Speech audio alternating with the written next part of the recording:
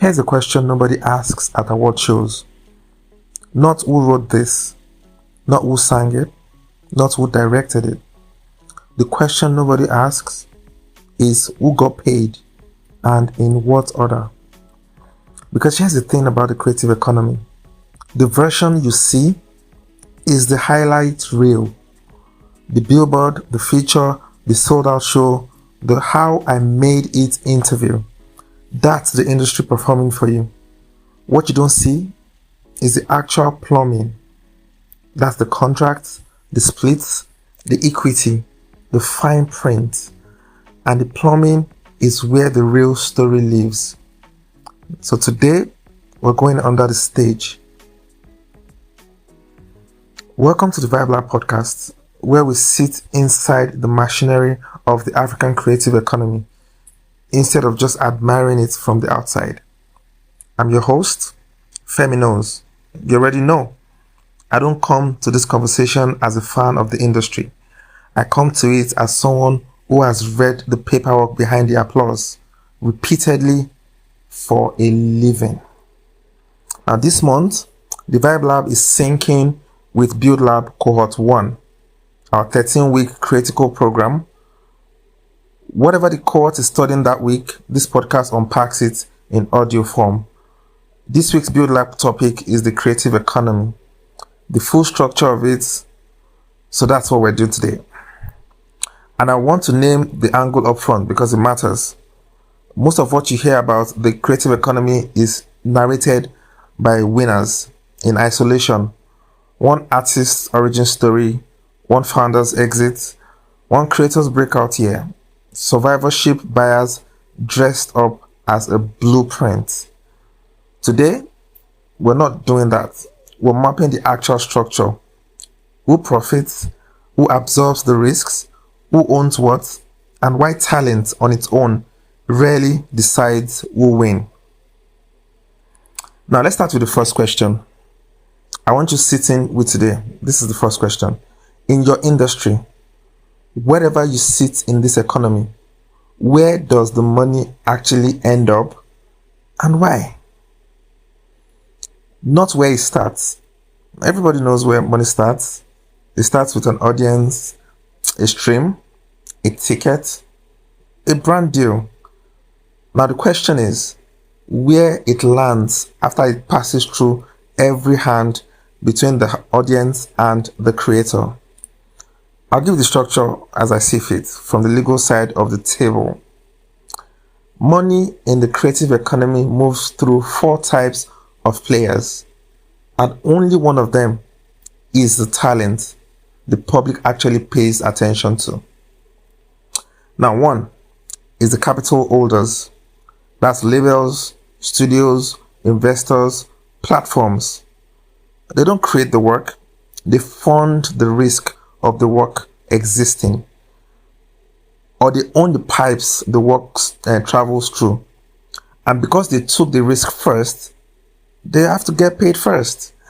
Now, that's not corruption, that's structure. Whoever absorbs risks earliest in the chain has the strongest legal claim on what comes back. Number 2, the right owners. Now, this is the one people confuse with the talent, and is the most expensive confusion in the entire industry. Now, owning a performance and owning the rights in that performance are 2 different legal positions. An artist can sing a song, tour a song, be the face of a song, and own almost none of the actual assets because the asset was assigned away in a contract signed early when they had no leverage and, frankly, no lawyer. Number 3, the distributors and platforms. Now, streaming services, cinemas, app stores, ad networks, they don't create value, they gate value, and gatekeepers extract rent for access. Every industry with a bottleneck has someone sitting at the bottleneck collecting a toll. Ours is no different. Now, number 4, the talent. Finally, that's last in the list. Not because talent doesn't matter. It's the reason the whole chain exists. But because in a legal and financial sense, talent is usually the least protected position unless it's been deliberately structured otherwise. So when you ask where the money ends up, it ends up wherever the contract says it ends up, not wherever the applause says it should end up. Those are two completely different maps, and most creatives are navigating with the wrong one. Now, I've sat across from artists at three different stages: before the deal, during the dispute, and after the damage. And I can tell you for free, the pattern is identical almost every time. The money didn't disappear. It went exactly where the paperwork sent it. I'll say that again. The money did not disappear. It went exactly where the paperwork sent it. Nobody stole it in a dramatic sense. It just left the room through a door the artist didn't know existed. Now, up to the second question. What did I assume about the creative economy that turned out to be wrong? Now, I'll be honest with you, because that's the deal on this podcast, right? Early on, I assumed talent and merit were the primary sorting mechanisms, that the most gifted, most disciplined creative would rise, and the structure would sort of arrange itself around that talent, right? Now, that's the story the industry tells about itself, and it's a comforting story, so people tend to repeat it. I'm here to tell you for free that it's wrong, or at least it's radically incomplete. What actually determines outcome is a combination of three things, and talent is only one of them, and arguably not the most decisive one, right? Now, the first is access. Who you can get in front of, how early, and on what terms. Access compounds. The creative who gets one good meeting at 22 is on a completely different trajectory than an equally talented creative who gets that same meeting at 32 after 5 years of being invisible to the same rooms. Now, the second one is ownership. What you actually hold legal title to versus what you merely perform.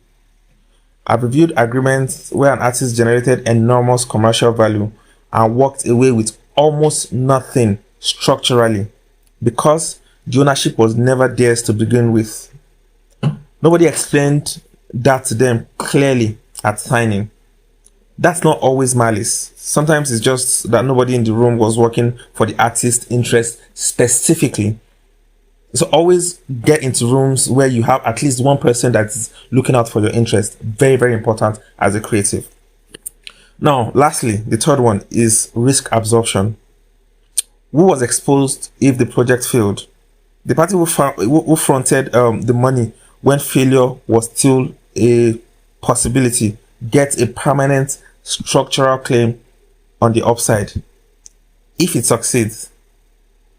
That's the actual logic of equity and royalties. It's not a reward for talent. It's a reward for who was financially exposed first. So my correction, sitting here now, is this. The creative economy does not reward the best work. It rewards the best positioned work. Sometimes they overlap. Often they don't. And the gap between those two things is where most creative careers quietly stall out. Not from lack of ability, but from misunderstanding which game they were actually playing. Now, the third question. And this is the one I'd want a younger creative to actually sit with. What would I tell someone just starting out about how this economy really works? Now, three things. No motivational padding here. I'm just going to go straight to it. Number one, stop asking, is this a good deal? And start asking, what do I own after this? Good deal is a feeling. Ownership is a fact you can point to on a page. Every agreement you sign, ask, after this ends, what asset is still mine? Is it the master, publishing, likeness, IP, equity? Name it specifically. If the answer is nothing, I just got paid. That's not automatically wrong for a first deal, to be honest, right? But you need to know that's the trade you're making consciously, not by accident. Number 2, talent gets you into the room. It does not determine what you leave the room with. What determines that is negotiation, legal structure, and how well you understood the deal before you signed it. I've watched enormously talented people get structurally out negotiated by less talented people who simply understood the mechanisms better. That's not injustice. That's information asymmetry. And information asymmetry is fixable. Talent shortage, less so. Number 3, build relationships with people whose job is to protect your position, not just admire your work. In this industry, a hype circle will tell you you're brilliant. A lawyer, a good manager, a mentor who's actually seen contracts fail, they'll tell you where you're exposed. Now, you need both. But if you can only afford one early on, you need a lawyer more than you think you do. And underneath all 3 of those, the real shift I want you to make is this. Stop treating the creative economy as a talent contest. You either win or lose. Start treating it as a system of access and ownership that you can learn to navigate the same way you'd learn any other structural game, because that's what it actually is. It is what it is, to be honest. So now, let's go to the takeaway, right? Let's land the plane. The creative economy is not a meritocracy. It never claimed to be one. We just told ourselves that story because it's easier to believe talent alone decides things. It's an ownership and access system. Money follows risk and rights, not applause. Access compounds long before talent gets a chance to prove itself. And the artists who do well long term are almost without exception the ones who understood the structure early enough to negotiate inside it, not the ones who are simply the most gifted in the room. Understanding the structure is the first move, not the only move. The first move. Now, one thing to hold from today: money in this industry doesn't go to whoever created the most value. It goes to whoever held the earliest legal claim on that value through ownership or risk. You have to learn to identify that claim before you sign anything. I'll say that again. Money in this industry doesn't go to whoever created the most value. It goes to whoever held the earliest legal claim on that value. And that's true ownership or risk. Learn to identify that claim before you sign anything. Now, thank you for listening to this episode. Next week on the Vibe Lab podcast, we go from structure to specifics. Episode 2 is You Made It. Do you own it? A hard look at ownership fundamentals and exactly how creatives lose the rights to the very work that makes them famous. Thank you for staying with me till the end. This has been the Vibe Lab podcast. I'm FemiKnows. Go check what you actually own. Now, don't forget to follow Critical on all social media platforms. See you next week. Thank you very much.